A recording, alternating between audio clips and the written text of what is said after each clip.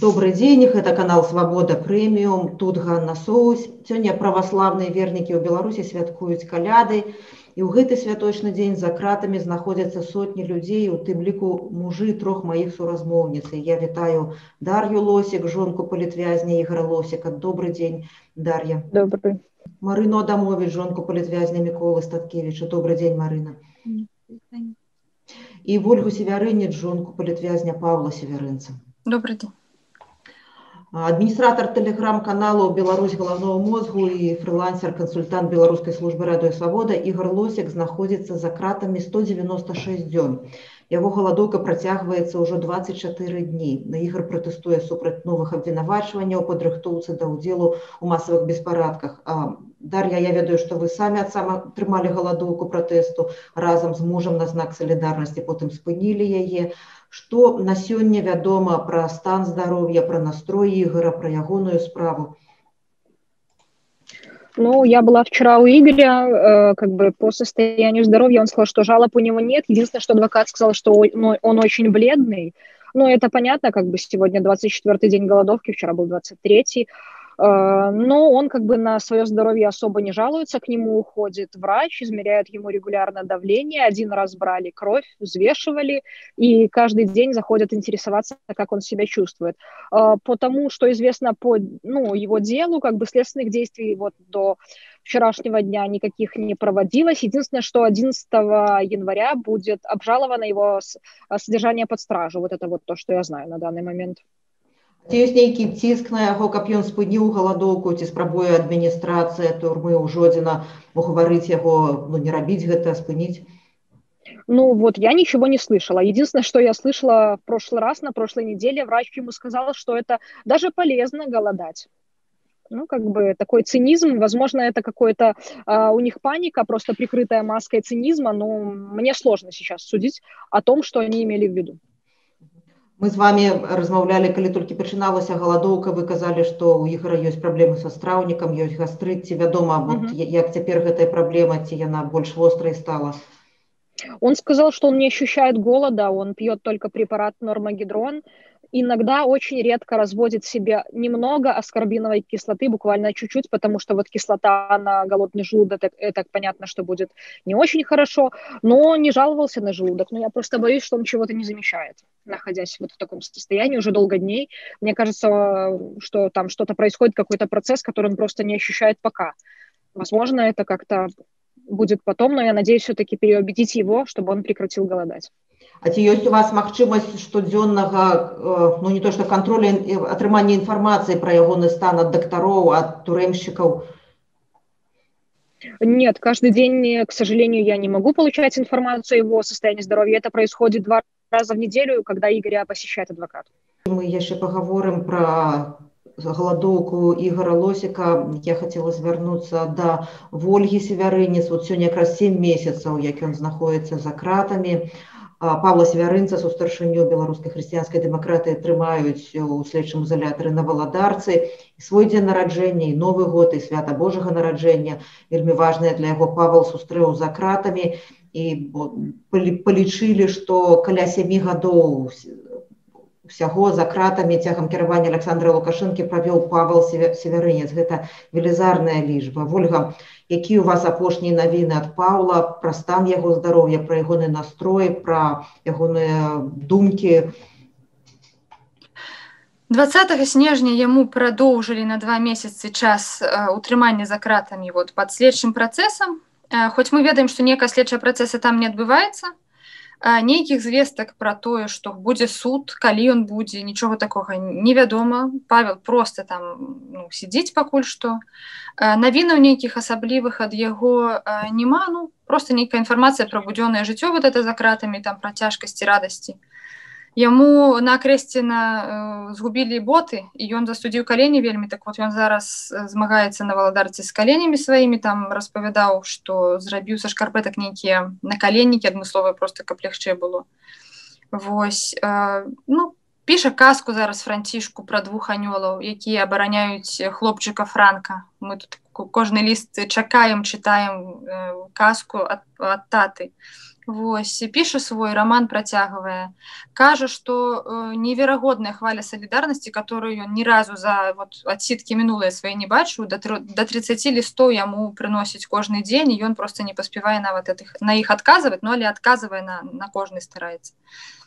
Вось, нашу яму перадачы раз на тыдзень, пішу ўвесь час заявы там на спатканне, на тэлефонную размову, але яны адмаўляюць увесь час. Адвакатка ходзіць да яго раз на 2 тыдні. Вось. Лістуемся. Лісты, слава богу, даходзяць, горш ці лепш, але ліставанне ёсць.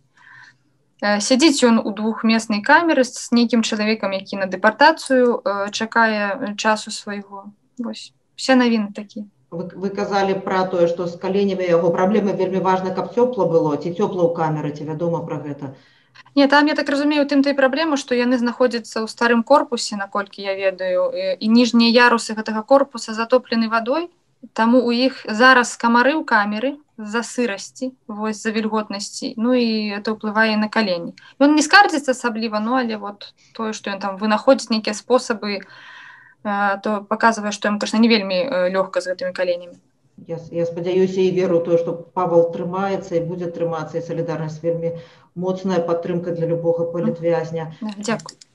У следчай турме ў Жодзіна, як і Ігор Лосік, знаходзіцца палітвязень, былы кандыдат на прэзідэнта Мікалай Статкевіч. Ён за кратамі ад 31 траўня, і днямі яму таксама працягнулі арышт да 29 сакавіка. Калі Павел правёў каля 7 гадоў за кратамі цягам кіравання Лукашэнкі, то 8 гадоў недзе Мікалай правёў за кратамі, і гэтая лічба павялічваецца. Марына, што вядома пра Міколу, пра умовы яго зняволення, пра настрой, пра стан здароўя? Як уже сказала Вольга, мало што адбываецца ў тых умовах, у якіх зараз знаходзяцца нашы родныя. Ніякіх следчых дзеянняў не праводзіцца, але гэта і немажліва, таму што складу злачынства, як вы разумееце, няма. Але роўна напярэдадні ўручэння прэміі Еўрапарламента, прэміі імя Сахарова, Мікалаю памянялі артыкул, на уже другі раз яму, скажем, прад'явілі 293 артыкул, другую частку, што проста робіцца для таго, каб працягнуць тэрмін утрымання пад вартай. Гэтыя цяжкія так званыя артыкулы дазваляюць трымаць пад вартай вязняў да 1,5 гадоў са згоды пракурора. І ўжо 23-го, напярэдадні каталіцкіх каляд, яны чамусьці вырашылі, што Мікалай каталік, яму працягнулі тэрмін утрымання пад вартай яшчэ на 3 месяцы, да 29 сакавіка. І все астатняе, тое, што там адбываецца, яно такога з разраду такіх дробных гнуснасцяў, я б сказала. Калі перад святамі у іх такая форма пыткі, даруйце, шансонам, ці як это назваць, ідуць ура-патрыятычныя спевы, якія Мікалай выказаў меркаванне, што, мабыць, тэндэр на іх напісанне выйграла Міністэрства ўнутраных спраў, а пісалі красаўцы, седзячы ў аўтазаках, бо ім усё роўна рабіць няма чаго. Так это цудоўныя спевы у рэжыме нон-стоп, па сутнасці летнія 24 гадзіны, праз рэпрадуктар, менавіта канкрэтна ў яго камеру, адключыўшы дынамікі ў суседніх камерах. Да працягу гэтага перадкаляднага, пераднавагодняга тыдня адбывалася такое выпрабаванне. Пры этом мне забаранілі, у мяне не прынялі берушы, але Мікалай, безумоўна, прыстасаваўся, ён знайшоў, скажем, падзяліўся ноу-хау, ён знайшоў, як зрабіць іх з губак для посуду. Я толькі напісаў, што прыйшлося прыдумаць прыстасаванне, каб мага глыбей і болей загнаць гэтыя так званыя імправізаваныя берушы ў вушныя каналы, і пасля Новага года это нібыта спынілася. Як і Волечка, тое самае, сапраўды, за ўсе гэтыя доўгія гады, за ўсе гэтыя 26 гадоў, неверагодная хваля салідарнасці, вялікая колькасць лістов прыходзіць, калі іх не блакуюць, бо это у нас такі мае хвалеабразны рэжым, і я, шчыра кажучы, думала, што перад гэтымі вялікімі святамі ён не атрымае ніводнага ліста, як это было з днём народзінаў, калі яму не перадалі ніводнае віншавальне, ні паштоўкі, ні тэлеграма, ні ліста на валадарства. Але тое, што я ведаю, ўсё ж такі лісты ідуць, іх сапраўды багата, і Мікалай кажа, што яны вельмі нефармальныя, вельмі цёплыя, і ўжо нават ёсць, ён вельмі прасіў дзякаваць людзей, шчыра дзякаваць усіх, хто піша яму, хто падтрымлівае іншых палітвязняў, перапрашаецца, калі ён неяк там ну, не хутка адкажа, не адразу адкажа. Калі не адкажа, значыць, хутчэй за ўсё ліст не дайшоў, бо, кажа, на вельмі цёплыя такія, вельмі шчырыя лісты, немажліва ж адказваць дзяжурнымі адпіскамі, і таму там 30, умоўна, шчырых, цёплых, нефармальных лістоў на дзень напісаць вельмі цяжка, таму ён перапрашаецца перад людзьмі і дзякуе ім, што, мажліва, это будуць адтэрмінаваныя адказы. Так што, яшчэ раз паўтаруся, і згодна з Волечкай, што хваля салідарнасці для нас раней не чуваныя, хаця мы заўсёды адчувалі салідарнасць людзей з палітычнымі зняволенымі. Ну, вот, уласна кажучы, іншых навін у нас не адбываецца. Як вы разумееце, таксама, як і Оля, я атрымліваю стандартныя, рэгулярныя адмовы на свае просьбы аб спатканні з мужам. Я б сказала, што галадоўка Ігора Лосіка адна з найважнейшых падзеяў гэтых трох тыдняў, больш за 3 тыдні. Гэта адчайны, гэта вельмі мужны крок, вельмі крытычны крок, это сур'ёзны тэрмін, 24 дзень. Дар'я, што вядома пра умовы галадоўкі, ці яны ў яго, ці ёсць у яго ўсё, каб бяспечна праводзіць галадоўку, так? Ці ёсць гэта ўсё неабходнае? І вот вы кажаце пра нагляд лекара, што заходзіць, ці вядома, які ён, ці проста зайшоў, паглядзеў, ці, можа, нейкія аналізы ў яго бралі? Ці ёсць небяспека, што з галадоўкі прымусова могуць яго вывесці? Вы знаете, по поводу того, если у него необходимые условия, я очень сомневаюсь, потому что если ему врач до этого сказал, что голодать даже полезно, ну, я не буду ставить под вопрос квалификацию врача, но голодать больше 20 дней, это страшно.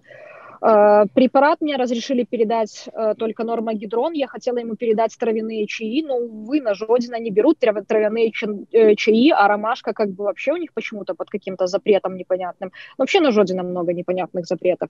Я хотела передать ему черный чай с мелиссой, но вот буквально вчера мне сказали, что в этот черный чай я подсыпала ромашку. Я говорю, ребята, я не сыпала туда ничего, я каким его купила, таким его и привезла.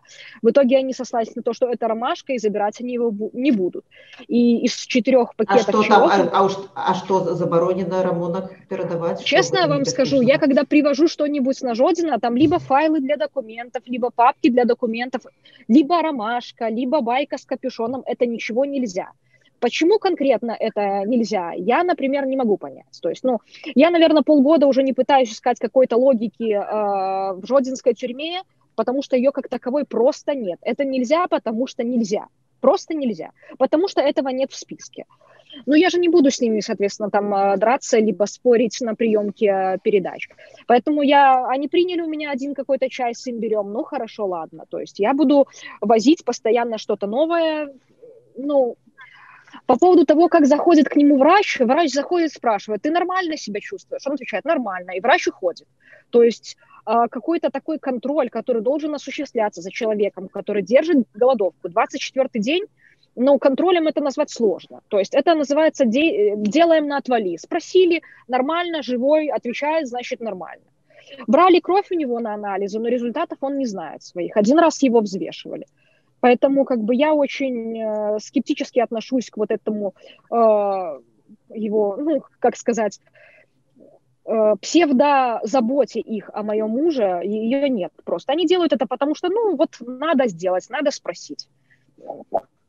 Есть магчымасць свежага паветра для яго на прагулцы, ці там в окно адкрыць, я не ведаю, наўрад ці магчыма гэта зрабіць у камеры, але тым не менш, як са свежым паветрам.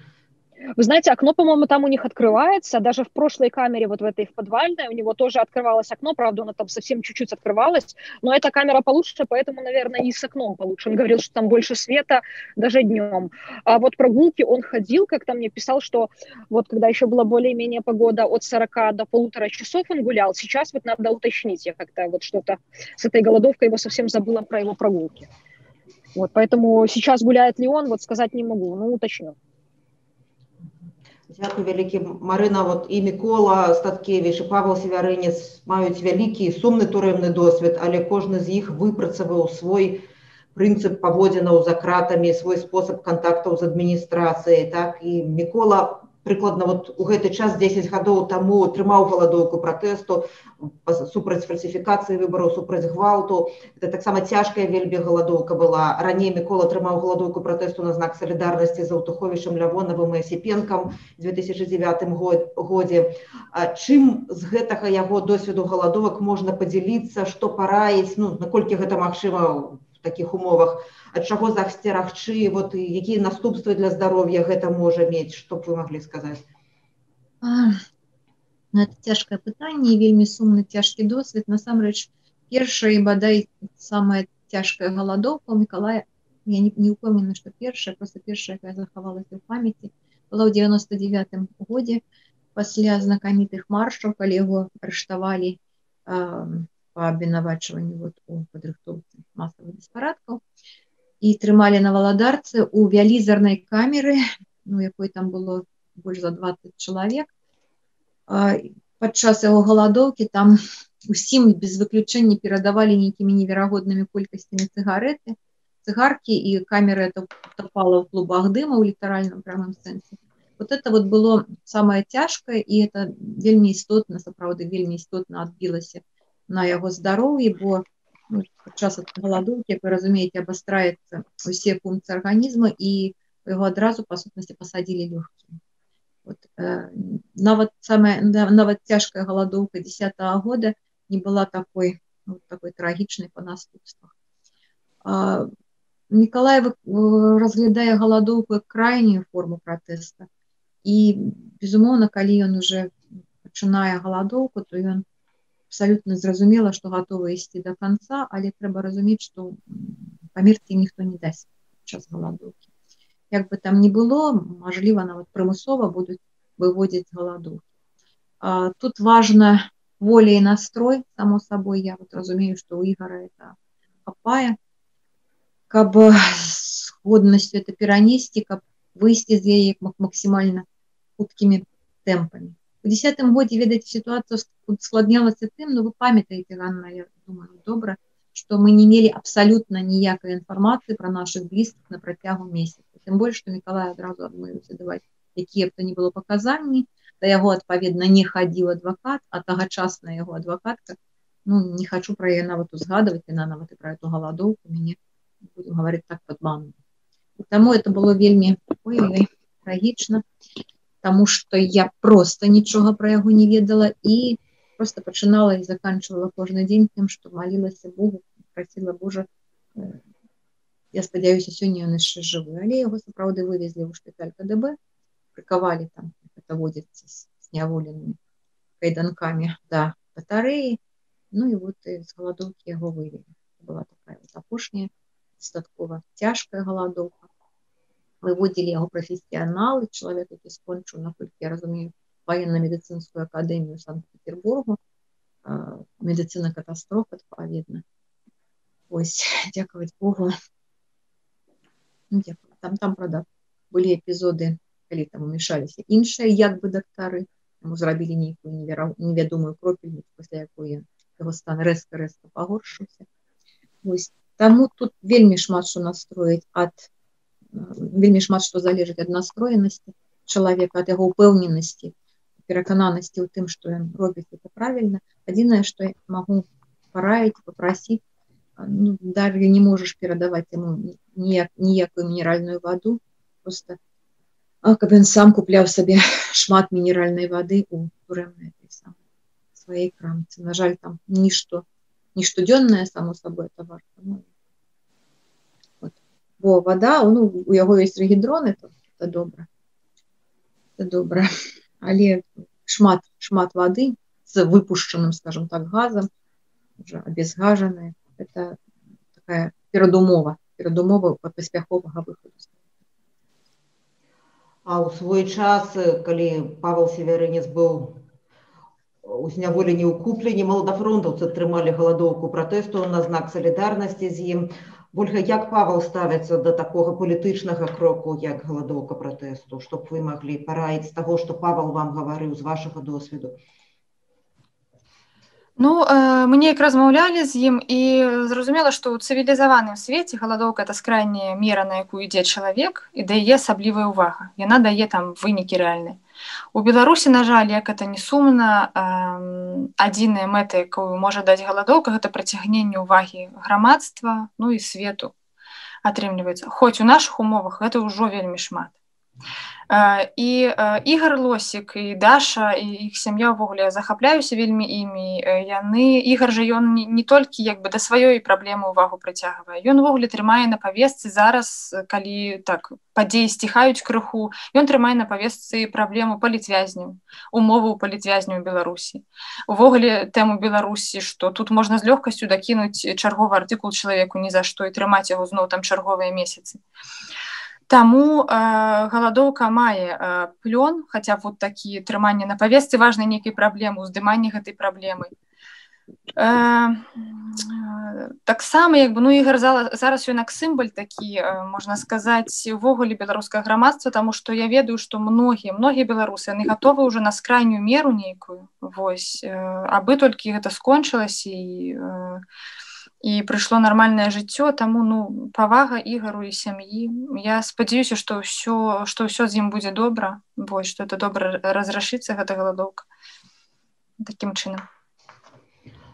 Дар'я, якая дапамога патрэбная вам, скажите, калі ласка? Ну, мне как бы, лично мне, наверное, никакой помощи не нужно. И так огромное количество людей пишут мне со словами поддержки, присылают дочке подарки на Новый год, на день рождения. Наверное, единственное, что я хочу попросить, это чтобы как можно больше людей писало Игорю с просьбой остановить голодовку, потому что моей дочке нужен отец, а мне нужен муж. И это, наверное, единственное, что я попрошу, потому что, я пытаюсь его переубеждать, и каждый раз ему это все передаю, свои слова его родителей, но, к сожалению, у него такой характер, то есть вот он пока сам не поймет, что это не нужно и это не работает, он не остановится. А сколько он готов пройти, я не знаю, и мне страшно. Поэтому я просто прошу как можно больше ему писать и просить его остановиться. Я так разумею, што вы лічыце, што сваю справу ён ужо зрабіў, ён прыцягнуў увагу да гэтай праблемы і ў дадзеным выпадку рызыкаваць здароўем, напэўна, не варта. Так, такая ваша позиция? Я думаю, что да. Как бы он рассчитывает, конечно, то есть его условия были какие? Снятие всех обвинений, либо изменение ему меры пресечения. Но, как видим мы, ему продлили стражу, по-моему, до 28 марта, если я не ошибаюсь, на 3 месяца, или до 25-го. И в нашем государстве это не работает, к сожалению. Может быть, где-то в других государствах, где работают законы, как бы нормально работают, функционируют, это бы сработало. Но что касаемо Беларуси сейчас, я просто боюсь за него, за его жизнь. Я спадзяюся, ваш заклік будзе пачуты, яго пачуе і Ігор. Марына і Вольга, я хотела вас такую рэч абедзвюх запытацца. Я даволі часта чула у жніўні, у верасні людзі, якія хадзілі на шматтысячныя акцыі пратэсту, яны гаварылі, вот каб там быў Статкевіч, каб там быў Севярынец, можа вынік усяго гэтага быў бы іншы. Моўнага ладу гісторыя не мае, напэўна, таму яны і за кратамі былі і ў жніўні, і ў верасні, і цяпер за кратамі, бо вынік мог бы быць іншы. І я так разумею, што даволі складана абменьвацца інфармацыяй пра тое, што Павел, што Мікалай думаюць пра сітуацыю ў краіне, але хаця б якая інфармацыя у вас ёсць пра тое, што яны думаюць пра тое, што цяпер адбываецца, якая іх пазіцыя. Калі ласка, Марына. Безумоўна, Мікалай думае, аналізуе сітуацыю нават у тых абмежаваных мажлівасцях, якія ў яго ёсць. І тут я з вами пагажуся, што умоўнага ладу гісторыя не мае. Верагодна, нам трэба было прайсці гэты шлях. Верагодна, грамадства, якое рэзка пасталела за апошнія паўгады, павінна таксама прайсці ўвесь цяжкі шлях спазнавання сябе, сябе сапраўдным, сябе нармальным, цывілізаваным, свабодалюбівым, адказным грамадствам, і, на жаль, это по-любому патрабуе часу. Я думаю, что, докладней кажу, не я думаю, а наши думки тут супадают. Миколай пише інший раз про ситуацию, что она незваротная, безумовно, что эта ситуация уже назад, как бы не сподевались, вот этой силы Цемры, не развернется, и что протяг панавання вот этой злачыннай улады можливы на вельмі кароткі тэрмін, і то пры вельмі вялікіх, скажем, фінансавых уліваннях. Дыктатуры патрабуюць шмат грошай. Таму, безумоўна, ён перакананы, што эта ситуация хутка разрашится. Ну, это не абавязкова, як мы все спадзяемся вот завтра, послезаўтра до вясны, да? Але што гістарычна гэты рэжым уже вырашаны, што беларускае грамадства пасталела, што яно нарэшце усведаміла сябе супольным грамадствам, што беларусы нарэшце зразумелі, якія яны сапраўдныя. Я не люблю слова неверагодныя, просто сапраўдныя. Сапраўдныя беларусы, якія прагнуць волі, якія прагнуць павагі, якія прагнуць жыць у свабодным салідарным грамадстве. Это фенаменальны працэс. Мне вельмі шкада, што вот наши хлопцы праходзяць яго за кратамі. Я думаю, что это тое, аб чым яны марылі все сваё свядомае жыццё, чаму аддалі там, вот, у выпадку Мікалая, па сутнасці, больш за 30 год свайго жыцця. І я веру, што это грамадства іх не расчаруе. Ольга, калі ласка. Ну, Паша, ведаеце, ён вельмі асцярожна піша лісты, так, вельмі акуратна. Але ён таксама піша, што гэта сапраўды гістарычны момант, тое, што зараз адбываецца. Ён неаднаразова хваліў беларусаў, казаў, што ну, сапраўды неверагодныя людзі, сапраўды вельмі светлыя людзі. Ён нават кажа, што там у ягонай кнізе, рамане, который ён ужо напісаў, там штосьці падобнае таксама адбываецца, ён называе вось гэты рух беларухам. Тое, што людзі ў белых вопратках выходзяць. Так вот ён захапляецца гэтым, што так яскрава бачна, дзе цемра, дзе святло, нават праз вопраткі. Вось. Ён кажа таксама, што трэба вельмі уважліва на паводзіны Расіі глядзець. Вось. І, ну, і будучы веруючым чалавекам, ён кажа, што ўсё-такі тое, што адбываецца, это дзеянне духа, тое, што мы бачылі летам, вось гэтыя вялікія масы людзей, тое, што ўзняўся сцяг чырвона-белы, так як бы вынырнуў і падняўся як святыня, можна сказаць, то это дзеянне духа вельмі моцнага, Божага духа, і ну, Паша спадзяецца, што раз гэта дзеянне пачалося, то яно ўжо таксама ну, не згасне, яно да Беларусі дакранулася, і ён таксама кажа, што па адчуваннях пасядзець прыйдзецца, ну, але не так доўга, як гэта магло б быць. Дзякуй вялікі. Сёння 24-й дзень галадоўкі палітвязня Ігора Лосіка, і за кратамі вельмі доўга знаходзяцца Мікола Статкевіч, Павел Севярынец, яшчэ больш за 160 беларускіх палітвязняў, таксама людзі, якія па палітычных матывах знаходзяцца на адміністрацыйным арышце. Маімі госцямі былі жонкі палітвязняў Дар'я Лосік, Марына Адамович, Ольга Севярынец. Дзякуй вам вялікі, трымайцеся, і вельмі спадзяюся, што мы сустрэнемся яшчэ раз, каб абмеркаваць значна лепшыя навіны. Хочаце ведаць, што адбываецца? Апошнія навіны, жывыя трансляцыі, відэа, фота. Пастаўце на мабільны тэлефон нашу аплікацыю.